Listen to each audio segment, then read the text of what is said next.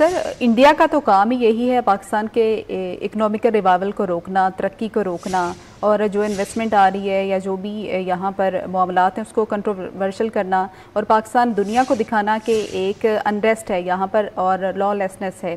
تو ایسے میں آپ کو نہیں لگتا کہ ہمسایہ ملک جو افغانستان جو کہ ہمارا برادر ملک ہے اس کو کھل کر سپورٹ کرنی چاہیے تھی، خاص طور اس ٹائم میں پاکستان کی، بجائے کہ پراکسی بننے کے؟ بہت اچھا سوال آپ نے کیا ہے، اپریشیٹ دیٹ. ان فیکٹ اس وقت بھارت کا ٹارگٹ جو ہے یہ دہشت گردی کی جو نئی ویو ہے، بھارت کا ٹارگٹ پاکستان سے زیادہ جو ہے وہ افغانستان ہے. اور بڑی انٹرسٹنگ سچویشن یہ ہے کہ پاکستان کی سٹیبلٹی تو اس سے ہضم ہو نہیں رہی.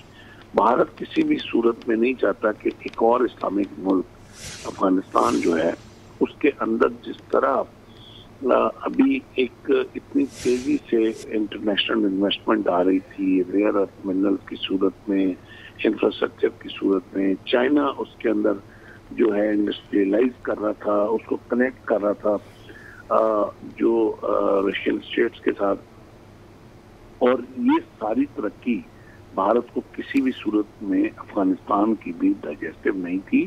اور چائنا کا بڑھتا ہوا انفلوئنس بھارت افغانستان کے اندر بھارت کے لیے کسی صورت قبول نہیں تھا.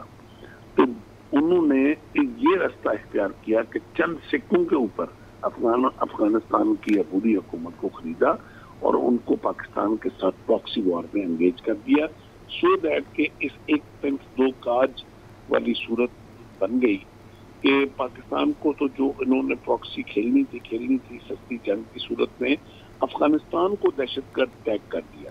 اب آپ خود بتائیں کہ جب اس صورت میں جب افغانستان جو ہے وہ بھارت کی ایک پراکسی بن کے رہ جائے گا تو کون سا انٹرنیشنل ملک ہے چائنا سمیت یا یورپ سمیت جو افغانستان کے اندر اپنی انویسٹمنٹ لے کے آئے گا؟ کون آ کے مائننگ کرے گا افغانستان میں؟ کون اس انفراسٹرکچر کو بلڈ کرے گا؟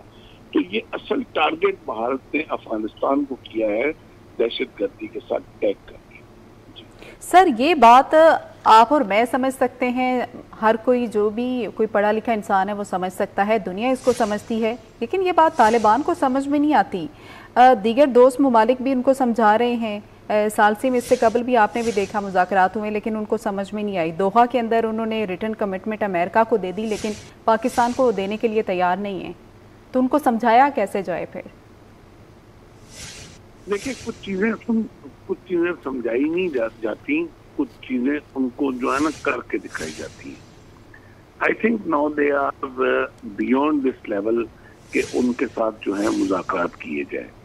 جتنی ایفرٹ پاکستان نے ان کے ساتھ پیار اور محبت اور بات چیت کے ساتھ کرنی تھی وہ کافی حد تک کر لی. کچھ چیزوں کا حل جو ہوتا ہے وہ میں یہ بلیو کرتا ہوں ایز اے ڈیفینس اینالسٹ کہ جنگ کسی مسئلے کا حل نہیں، مگر کچھ چیزوں کو امن پانے کے لیے آپ کو کہیں نہ کہیں اپنے مسئلے شو کرنے پڑتے ہیں.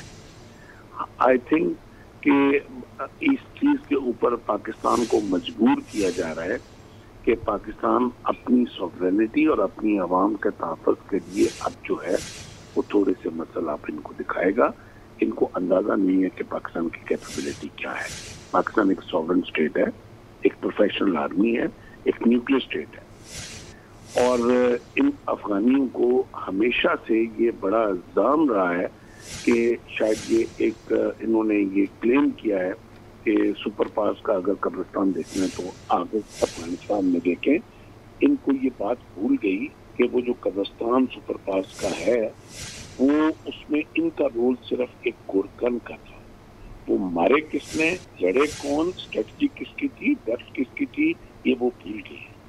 اور اب ان کو یہ بتانا پڑے گا کہ باپ باپ ہوتا ہے، بیٹا بیٹا ہوتا ہے، اور ہم نے جن کو جس قابل کیا تھا اگر یہ اسی کے ساتھ اس طرح دہشت گردی میں انوالو ہونے کی کوشش کریں گے تو پاکستان اس کی درستگی بخوبی جانتی ہے.